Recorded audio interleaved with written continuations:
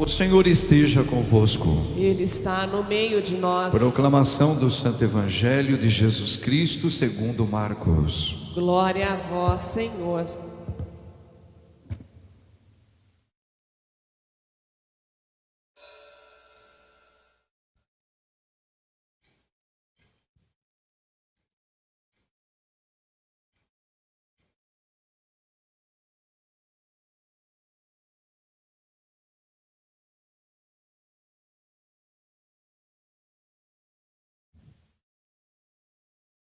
Naquele tempo, os apóstolos reuniram-se com Jesus e contaram tudo o que haviam feito e ensinado. Ele lhes disse: vinde sozinhos para um lugar deserto e descansai um pouco. Havia de fato tanta gente chegando e saindo que não tinham tempo nem para comer. Então foram sozinhos de barco para um lugar deserto e afastado. Muitos os viram partir e reconheceram que eram eles. Saindo de todas as cidades, correram a pé e chegaram lá antes deles. Ao desembarcar, Jesus viu uma numerosa multidão e teve compaixão, porque eram como ovelhas sem pastor. Começou, pois, a ensinar-lhes muitas coisas. Palavra da salvação. Glória a vós, Senhor. Amém, Jesus.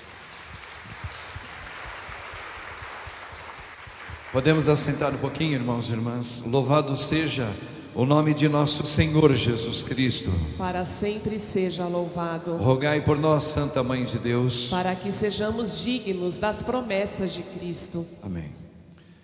Irmãos e irmãs, então nós estamos numa sequência de semana de ensinamento do Senhor. Vamos só fazer uma memória rapidinha. Semana passada, o Senhor escolheu os 12 para fazer ensinamento com eles como serem pastores no meio das ovelhas. Eles fizeram uma experiência, os apóstolos felizes voltaram contando tudo aquilo que aconteceu em nome de Jesus. Quando eles rezavam, quando eles impunham as mãos, quando eles expulsavam os demônios, estavam cansados. Então hoje o Senhor fala: bem, vamos descansar um pouquinho, porque a messe é grande e não vai parar assim tão fácil. Então é ali que começa a ter agora esse novo momento, um momento novo onde Jesus tenta ter um momento de descanso com os apóstolos, mas não consegue. E detalhe, o Senhor, quando vê aquela multidão que o segue, vão na frente, já imaginam, olha, eles devem estar indo para lá, teve compaixão do povo. Muito bem, agora vamos lembrar de uma coisa assim que vale a pena a gente pensar. Vocês lembram aquele episódio do centurião romano, que fez aquela proclamação: Senhor, não precisa nem ir até a casa onde o meu servo está doente, basta uma palavra sua e o meu servo será curado. Veja, vamos usar esse mesmo sentido para a gente pensar assim: Deus precisaria, para salvar a humanidade, colocar pastores à frente? Precisaria? Sim ou não? Não. Ele mesmo, uma palavra de Deus, e tudo aquilo que é mal, tudo aquilo que vem do pai da mentira, que veio seduzindo a humanidade, é destruído na hora com uma palavra dele, uma palavra de Deus. Veja, se o próprio Senhor Jesus ficou admirado com a proclamação daquele centurião romano, que disse a verdade, então imagina se Deus, ele não precisa. Só que existe uma outra passagem, para a gente entender por que Jesus quer, por que Deus quer que tenhamos pastores segundo o coração dele. E aí está a diferença. Quando, por exemplo, vamos pegar o exemplo, os Salmos têm esse pensamento, mas Pedro também fez aquela grande proclamação: Tu és o Cristo ungido, Filho de Deus, que veio para nos salvar. E Jesus faz um elogio, né? Dizendo que foi o Pai que revelou ele, que não foi homem nenhum. Olha o detalhe aí, aqui que eu quero pensar um pouquinho com vocês. De repente Pedro vai lá e dá uma pisada na bola. Quando Jesus começa a dizer que o Filho do Homem, ele vai ser torturado e vão matar ele. E Pedro vai lá: que Deus não permita isso que te aconteça, Senhor. E aí Jesus vai responder assim: olha, vai para trás de mim, Satanás. E ele complementa para explicar: os teus pensamentos, e aí já entrou na gente, não são os pensamentos do Senhor. Pensamento, aqui ó, grava bem isso aí que o padre vai falar. Pensamento é vontade, mesma coisa.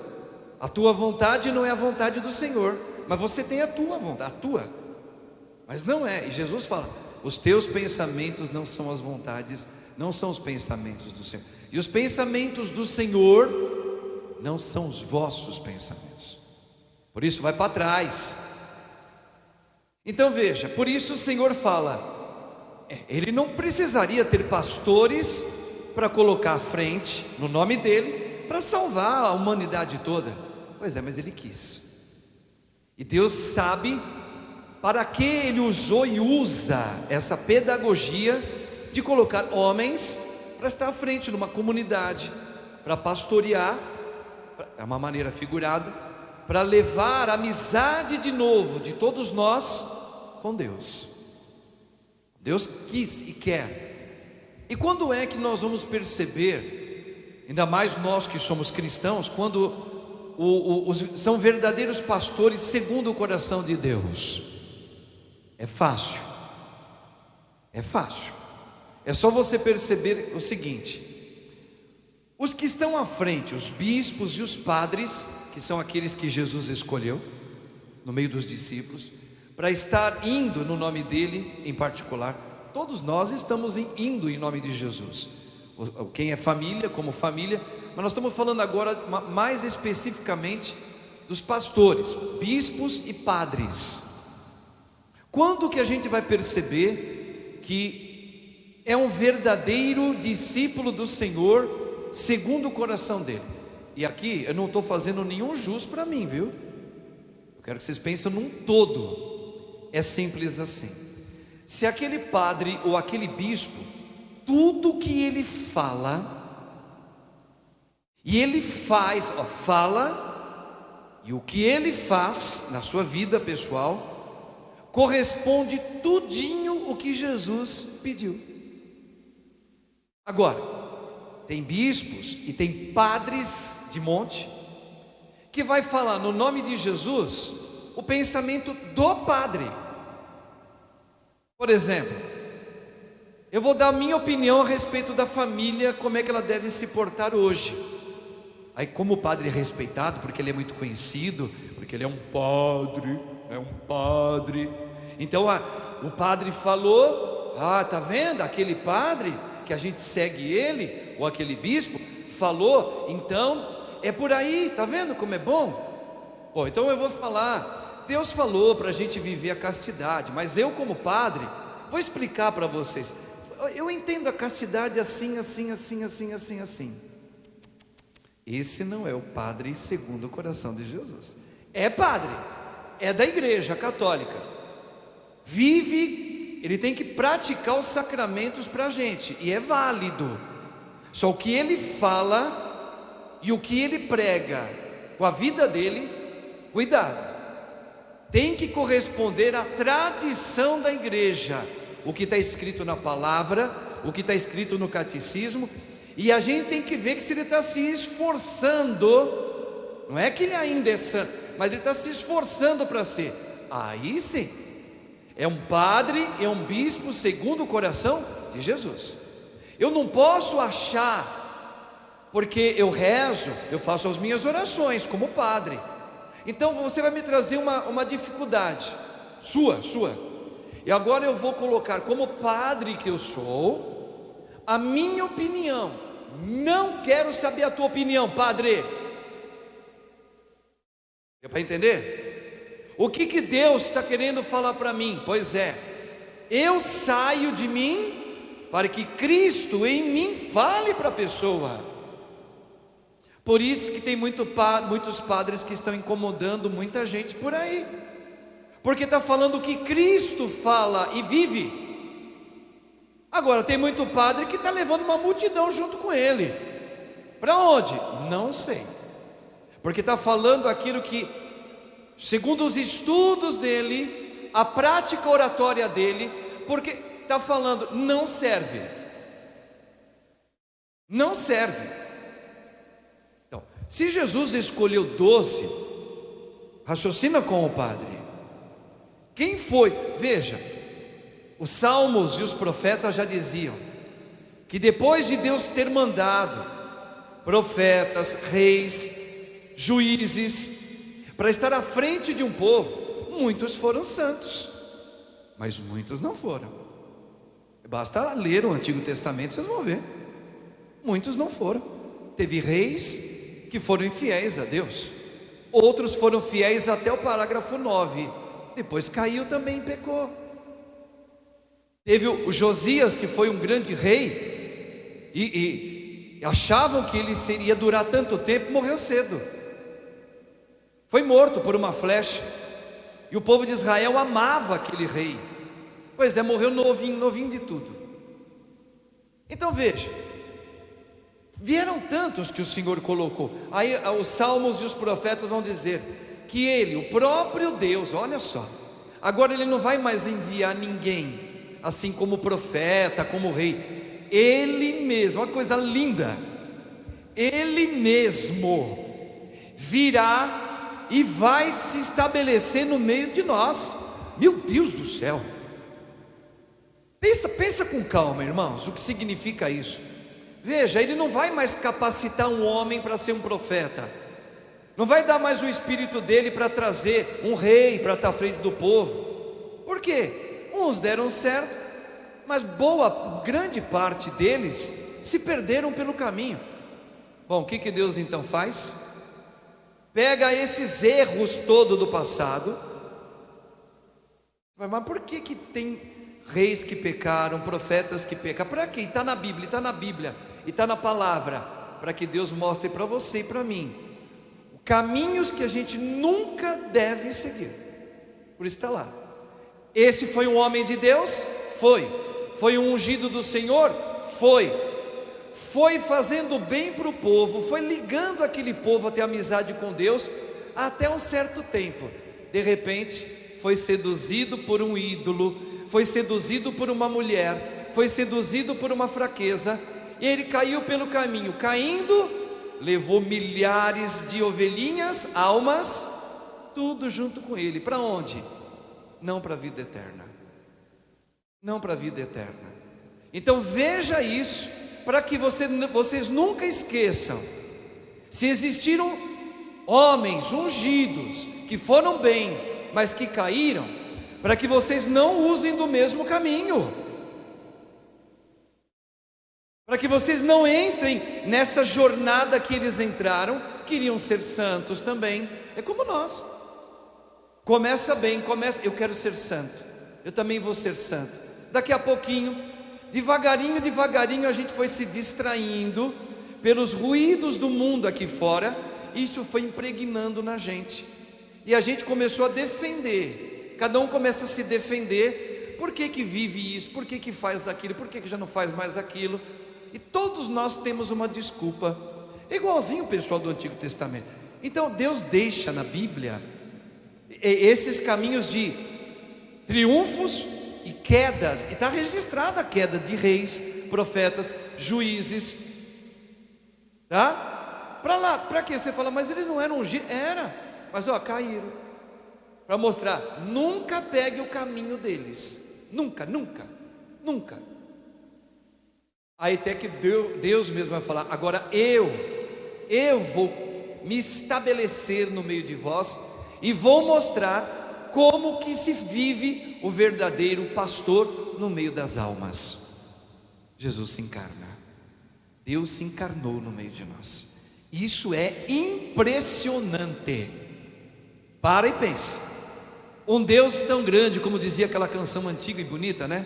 Como um Deus tão grande como tu vir nos visitar. Pois é, em Cristo Jesus se fez carne e habitou no meio de nós. Para quê? Para mostrar com a vida dele, ele é a palavra, então ele mostra com a vida dele como liga a amizade de novo entre as almas e Deus, que o diabo arruinou, que o diabo destruiu tantas almas. Então o próprio Deus agora desce de maneira figurada, vem, se estabelece, e aí traz um antídoto que nenhum dos outros conseguiu, uma vivência no Espírito Santo, de tal maneira, e olha só o que o Espírito Santo leva, e levou Jesus, e Jesus fez escola para mim e para você, para dizer: quer firmar a sua santidade batismal? Eu quero ser santo, plenamente santo, não só com o batismo pela fé, mas na vida, na prática. Quero. Prepara-te, vais morrer. O Espírito Santo então vai conduzir a cada um de nós, e vou explicar, a morrer. Esse é o remédio. Os outros profetas estavam com o Espírito Santo também. Aliás, o Espírito de Cristo estava ali, que é uma outra coisa que a gente pode ir sempre falando mais adiante. Depois o padre vai explicar melhor isso, por causa da ressurreição dele. Ele é o rei do universo, ele saiu fora do tempo, então agora tudo foi Cristo que falou. Porém, eles não foram fiéis ao Espírito Santo. É igualzinho a gente. Nós recebemos o batismo, ou quando criancinha, ou como adulto. E o que acontece com a gente? A gente tem o Espírito Santo, por isso nós somos santos, tá? Por essência, todos nós somos santos, não pecadores. Pecadores não, santo.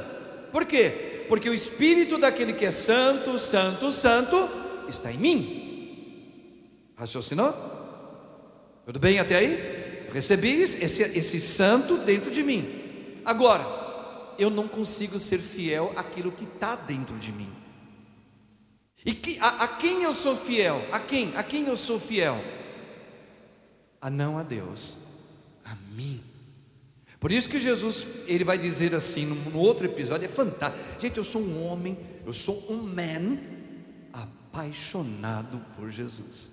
E a cada momento, não é figurinha não, a cada momento eu fico cada vez mais enlouquecido por Ele. Explico por quê. Porque esse Deus tão grande que veio nos visitar, tão grande, Ele começa a ensinar com essa palavra assim: quem quiser ganhar, olha o termo, presta atenção no detalhe. Quem quiser ganhar a sua,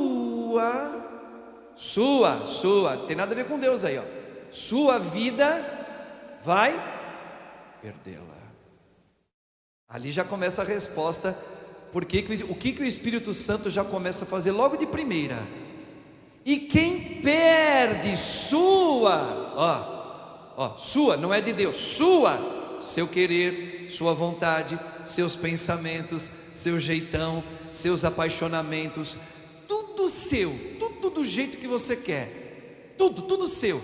E quem perde sua vida por causa do Espírito Santo, ou seja, de mim, o que vai acontecer? Ganhará a vida. Que vida? A vida eterna. Nunca leia a palavra de Deus assim: quem perder a sua vida por causa de mim, que bonito, que mais? Onde vai chegar a ressurreição? Onde? Não, para ali. Deus fala tudo numa única frase, tudo. Por isso que a cada vez que eu leio a Bíblia, cada dia que eu leio, mais é um ensinamento para mim. Eu posso viver 100 anos lendo a Bíblia, a cada dia eu vou ficando veinho de tudo. Eu leio ali e falo assim: meu Deus, como o Senhor é apaixonante. Porque Ele fala tudo, e é sempre novo, porque o Espírito Santo está fora do tempo. Aquilo que eu entendi hoje me anima.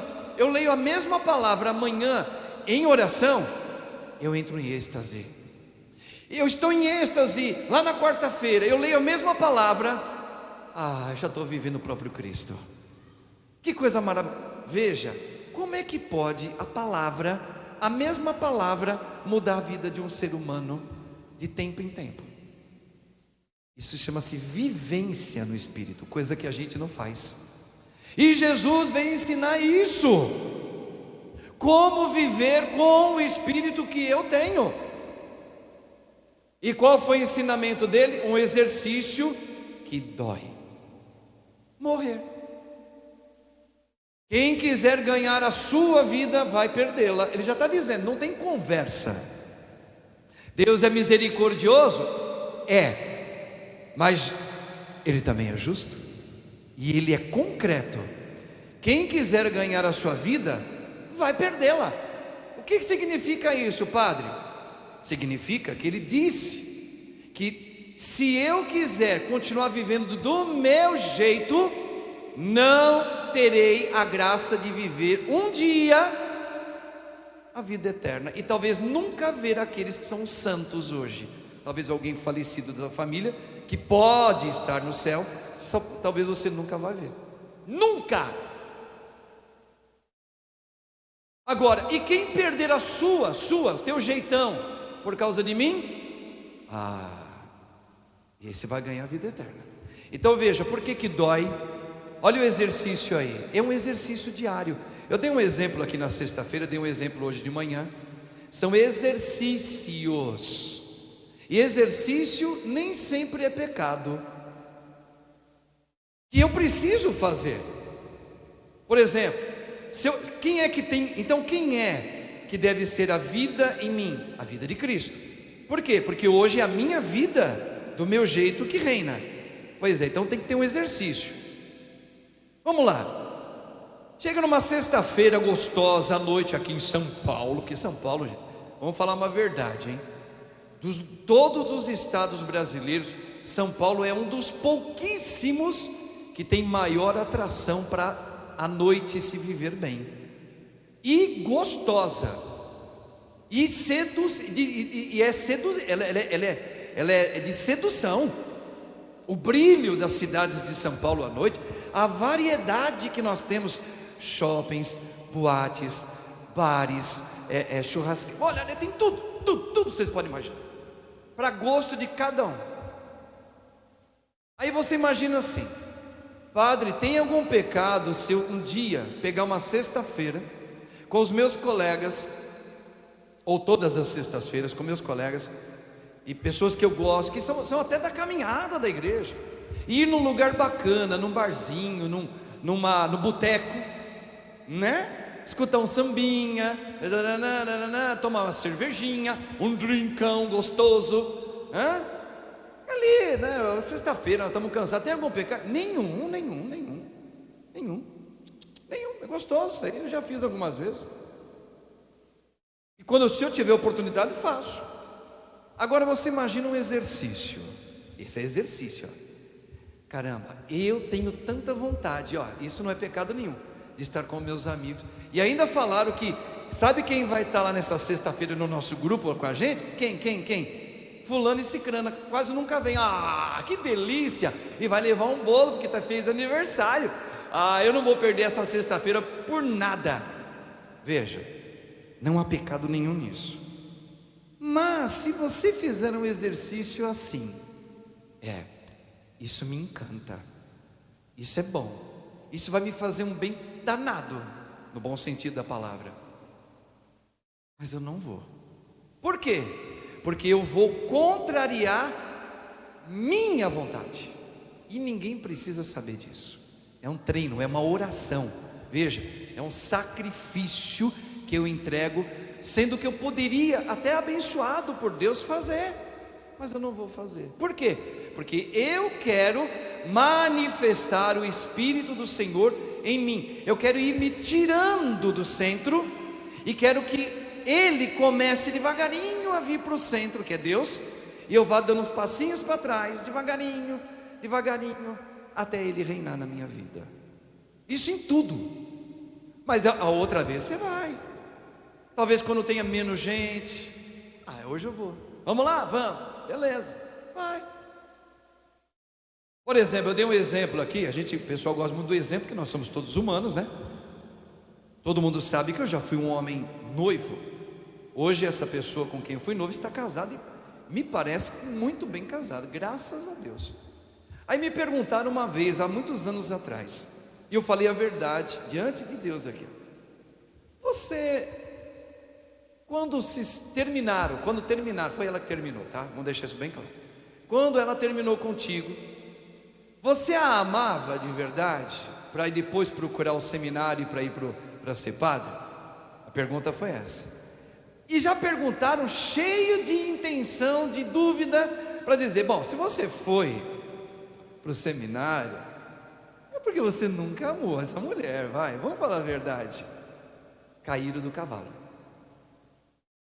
Porque o meu grande sofrimento, que levaram quase 2 anos para eu entrar para a vida com Cristo, totalmente para Ele, porque levou 2 anos depois que ela terminou comigo, porque eu amava essa moça. Eu não deixei de amar. Eu não.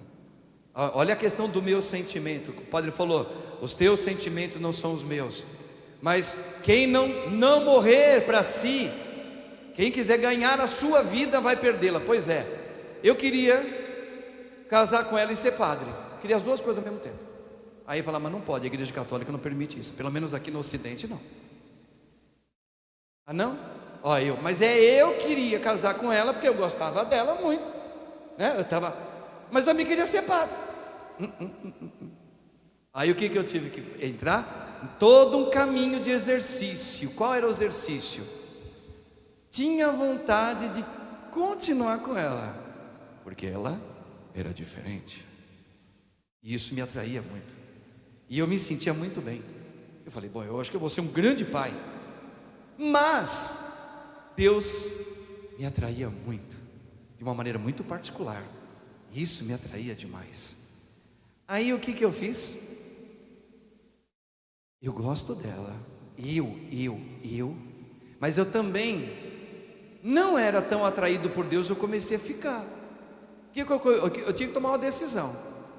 Mesmo eu gostando dela, eu aceito com toda a dor essa separação, que da boca dela ela falou. Porque na hora que ela falou, terminou, questões de horas. A semana primeira foi terrível, eu tinha vontade de morrer. Eu queria ligar para ela, mas ao mesmo tempo falando: não liga, não vou ligar não. E chorei. Pensa que o padre não chorou por causa de um amorzinho aí? Claro, como todo mundo chora. Chorei, mas também não liguei. Então, entenda o raciocínio no Espírito Santo, é morrer. Aí o que aconteceu? Eu fui orando, Deus foi acalmando os meus afetos, foi me colocando no prumo, junto com o diretor espiritual. Fui. Aí falei: bom, deixa eu prestar atenção se eu continuo ligado no meu amado. Mais ainda. Aí eu tinha vontade, aí eu comecei a me sentir na liberdade de ir e vir, de buscar, de me gastar nele, passar final de semana com ele. Pronto. Mas veja, é um exercício o tempo todo na sua vida e na minha. Para quê? Para que eu morra. Então, Jesus, quando escolhe os pastores, Ele treina o pastor para dizer, pode reparar, todos os 12, menos João evangelista, todos morreram martirizados. Só João que não. Por quê? Porque Jesus ensinou que para viver o verdadeiro pastoreio de Cristo, é viver nele, é Ele que vive em você. O que acontece? Você morre. E alguns vão morrer literalmente, não só para suas vontades, mas vai morrer fisicamente por causa de Cristo. É o que a igreja hoje começa a viver. Vai chegar muito pouco tempo, questão talvez de mais uns 5 anos, se a gente estiver por aqui, se nós estivermos por aqui, vocês vão ver algo muito pior do que vocês já estão vendo hoje. E a igreja vai muito ser balançada em tudo que você pode imaginar. Profecia minha? Não, do próprio Senhor. Não sei, só sei que o que eu estou vendo hoje está se cumprindo, e o que está mais ou menos sendo visto para frente, prepare-se, prepare-se. Então, quem for pastor de verdade, vai preparar bem as ovelhas, vai colocar as ovelhas para falar: olha, eu preciso morrer para mim, dia a dia, é um treino. E muitas vezes você vai perder até a amizade com as pessoas, porque as pessoas não vão entender o teu treino, não vai entender, e vai se desaproximar de você. É preferível então haver então essa desaproximação com pessoas que eu gosto, mas para eu não perder a vida eterna. É isso. Ah, mas o Senhor vai te castigar? Não vai. Se eu estou fazendo algo que não é pecaminoso, não tem porquê eu deixar de ir fazer. Não, é um treino. Treinar as vistas. Por que a gente treina o olhar? Por causa disso. A minha busca de olhar sempre me levava ao pecado, eu preciso fazer o quê? Continuar vivendo nesse mundo, só que aprendendo a olhar diferente. Desviar às vezes. Desviar por quê? Eu sou homem do Senhor, porque eu quero que o Espírito Santo, ele queime a minha vida, não fique só paradão lá dentro de mim, para a gente dar sempre as mesmas respostas. É bonito, se é bonito tem que olhar, se é gostoso tem que fazer. Quem é que fala isso? Um monte de católico.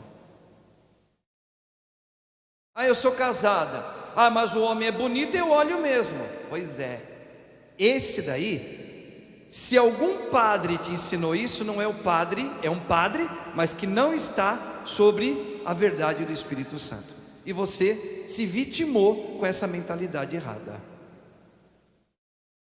Não, você sabe que o homem é bonito, mas você é casada. Pega o teu olharzinho, ó, fecha o olho, esfrega, já olha para o outro lado de lá. Fuja, fuja, fuja. Vai embora, saia daquela conversinha. Ah, o meu marido não mais me elogia, mas tem um cara na minha empresa, ele me vê, a primeira coisa que ele elogia é meu cabelo. Imagina, padrezinho, alguém toda vez vai lá e te elogia do teu cabelo. Não te arrepia? Eu não, a mim não arrepia nada ainda. Você fala: não pode. Se arrepiou você, é com todo respeito eu falo, eu te entendo a tua história, né? Se o seu marido não te dá bola, eu te entendo, eu sei que isso é difícil. Agora, se você, toda vez que você escuta alguém falar que o teu cabelo é bonito, você se arrepia, eu não tenho nada a ver com isso, mas eu só sei de uma coisa: esse arrepio que você sente porque alguém fora do teu matrimônio, ele é bacana contigo, é porque você não morre para você. Você quer ter esse batismo que você tem, mas você não deixa ele se manifestar. Só isso que eu tenho para dizer para você, lindona, cabeluda. É isso, gente. Veja, é um treino.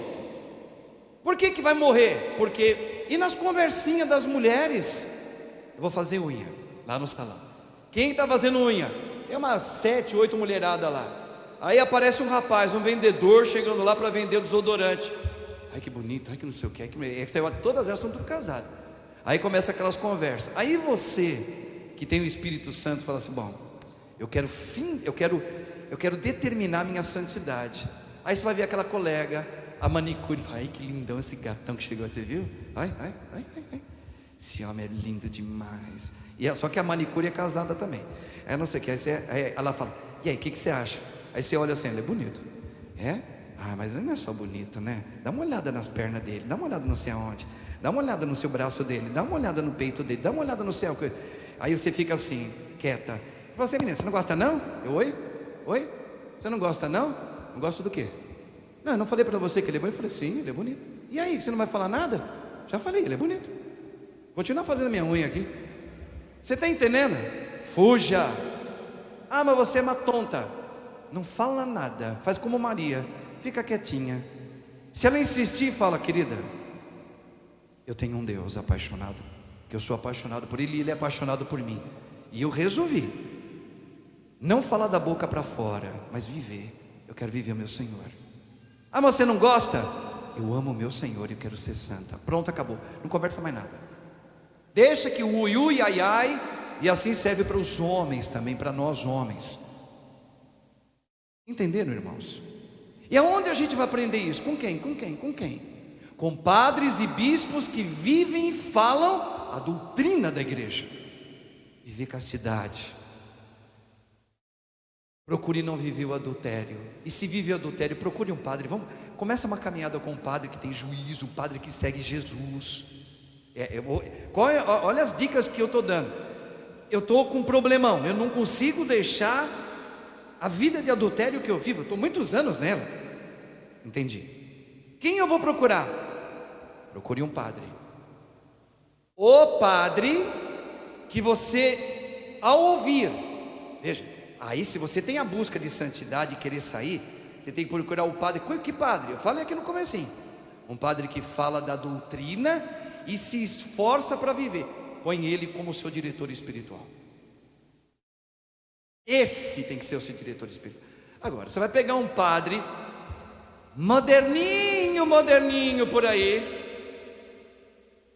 Os padres moderninhos por aí, certo? E a gente respeita. E quem tem que falar moderninho sou eu, não é vocês não. E aí? Não é bem assim. Cuidado, direção espiritual com esse não. A não ser na hora que você for lá junto com ele lá para confessar, o que ele der a absolvição está feito. Mas a palavra dele, toma cuidado. Eu estou dizendo abertamente. Não estou me auto-justificando, porque eu não sou modelo, porque eu sou apenas um padre, ministro de Cristo. Eu estou falando o que Cristo está falando hoje. Eu vim ensinar o meu povo a ser santo. E se aquele povo antigo todo se perdeu, como é que a gente vai começar? Vai se perder todo mundo de novo? E termino aqui a minha homilia. Não fiquem preocupados com o número de católicos que estão diminuindo no mundo. Não fica preocupado não. Porque Jesus não... Claro que Deus gostaria... Qual é a vontade de Deus? Que todos se salvem. Todas as almas. Todas. Mas Deus sabe, e quem vive em oração sabe, que não é o número que importa para Deus, mas são o quê? Os fiéis. Se não fosse assim, Ele mesmo não diria que a porta é estreita e são poucos os que passam por ela. Ele já está dizendo, são poucos.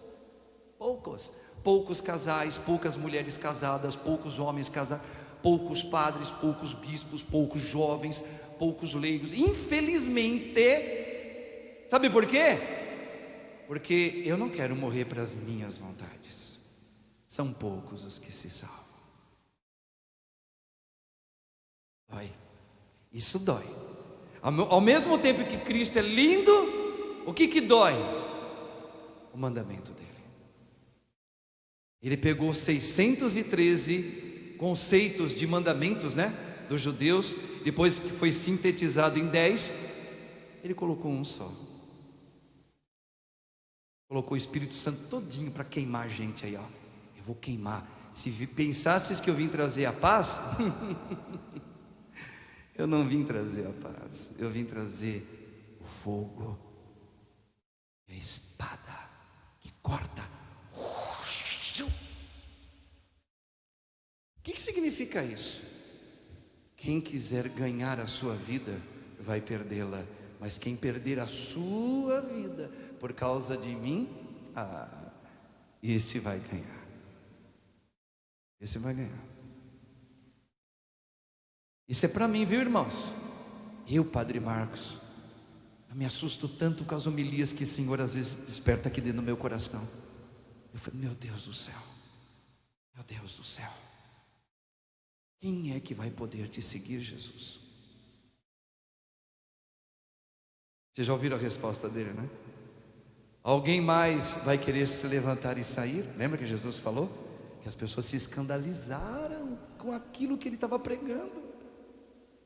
Muitos, ó, pegue seu banquinho e saia de mansinho. Radicalismo não. Eu creio na Igreja Católica, eu creio em Jesus Cristo, eu creio em Nossa Senhora, que ela é santa, imaculada. Eu acredito que o Papa creio em tudo, na Santa Eucaristia, mas sem radicalismo. Se o padre segue o que a palavra diz, não é radicalismo, é Cristo Jesus. Se você não quer, Deus continuará te amando, mas a gente tem que falar a verdade. Quem não morrer para si, não verá a Deus.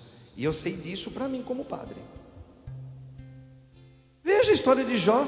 Falei que está acabando a homilia, né? Você acredita em mim, né? Tem que acreditar sim, porque agora eu estou falando em nome de Jesus o tempo todo. É que o padre fala assim só para dar aquela aquecida. Jó, leia toda a história de Jó para você ver. O que aconteceu com Jó? Você fala assim, não tem aquele velho ditado assim, precisa ter paciência de Jó. Quem disse que Jó era paciente? Jó não era paciente em nada. Ele era impaciente.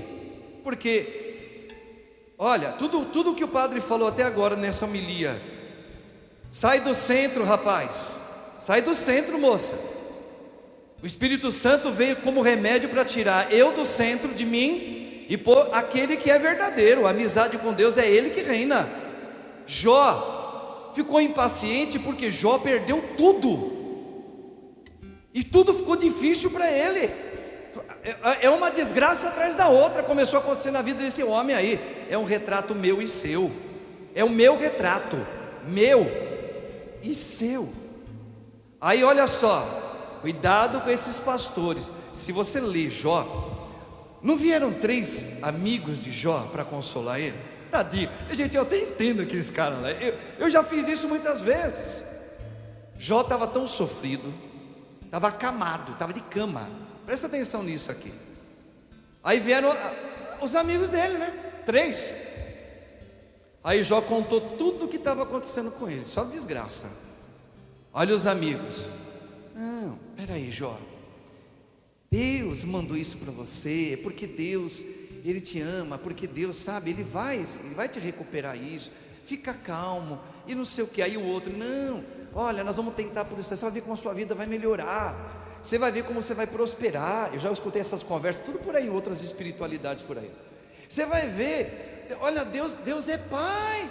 Você acha que Deus vai deixar você sofrer assim? Imagina, você está sofrendo um pouquinho.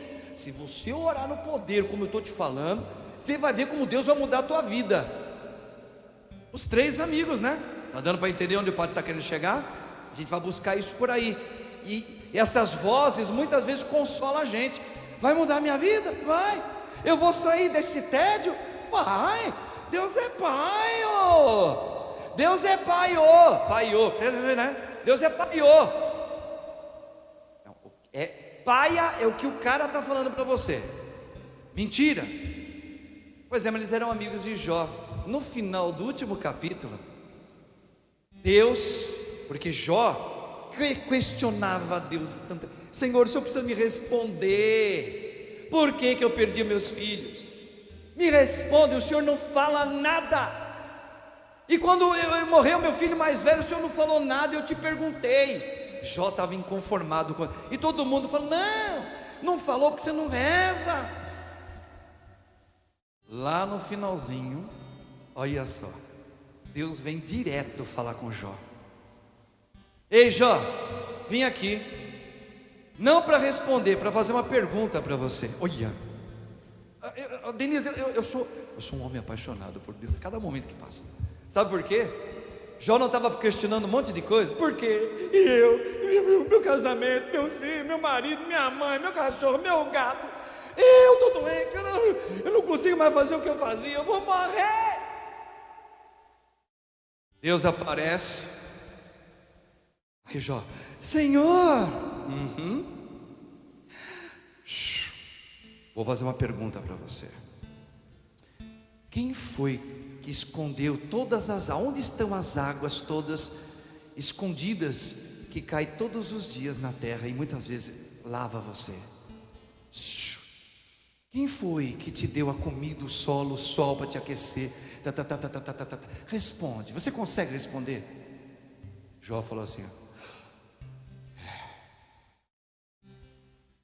realmente, Senhor, Tu és Deus, Tu sabes tudo. Eu não sou nada.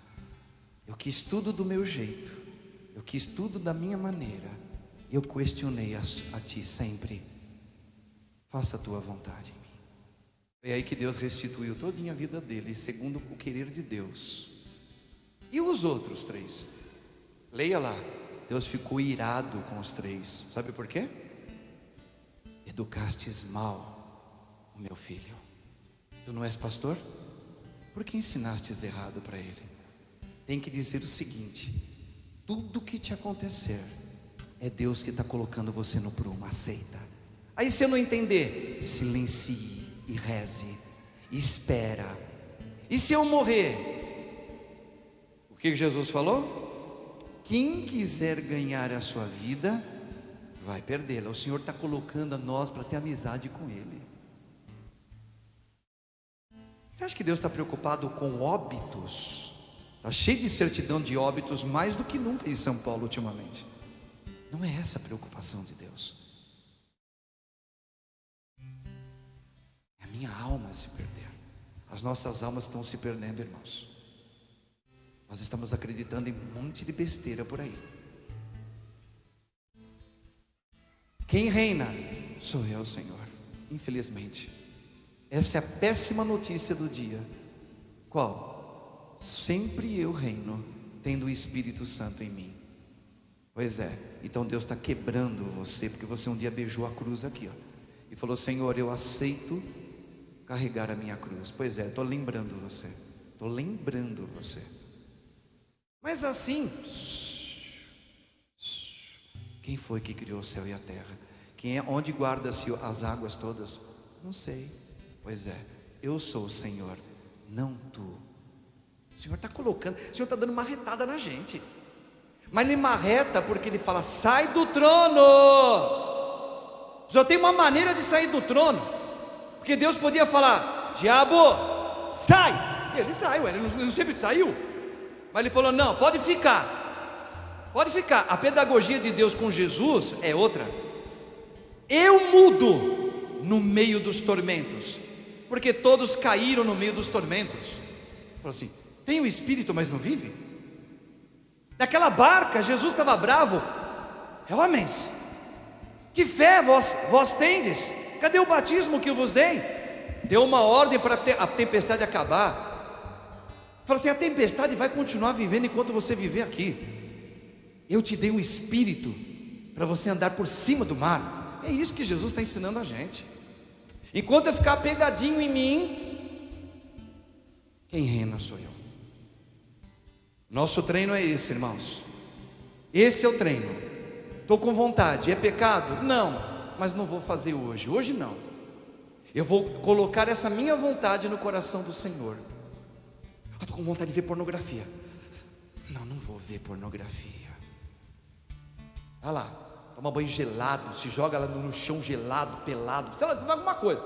Esqueça de uma, brinca com a formiguinha, mexe com a barata. Sabe, não tem barata na tua casa? Vai lá, se assusta com ela. Pelo menos você se distraiu com ela. Faz alguma coisa, mas fuja da tua vontade. Aí tenho vontade de ligar para minha amiga. A minha amiga não me ligou hoje. Não? Pois é, espera ela ligar. Só manda assim: você morreu? Ela fala: não, então está tudo bem. Estou morrendo de vontade, mas eu não vou falar com você hoje. Para quê? Para eu treinar as minhas vontades. Amém? Obrigado, Jesus. Mas o Senhor fala forte às vezes, hein? Meus irmãos, o Senhor, Ele ama a gente. Fiquemos em pé, vamos glorificar o Senhor, professando a nossa fé, irmãos. Se quiser depois pode cantar uma música, tá? Creio em Deus Pai Todo-Poderoso, Criador do céu e da terra, e em Jesus Cristo, seu único Filho, nosso Senhor, que foi concebido pelo poder do Espírito Santo, nasceu da Virgem Maria, padeceu sob Pôncio Pilatos, foi crucificado, morto, sepultado, desceu à mansão dos mortos, ressuscitou ao terceiro dia, subiu aos céus, está sentado à direita de Deus Pai Todo-Poderoso, de onde há de vir a julgar os vivos e os mortos. Creio no Espírito Santo, na Santa Igreja Católica, na comunhão dos santos, na remissão dos pecados, na ressurreição da carne, na vida eterna. Amém. Podemos assentar, irmãos. Antes do ofertório, tem alguma musiquinha? Canta pra gente. Vamos refletir sobre a música um pedacinho.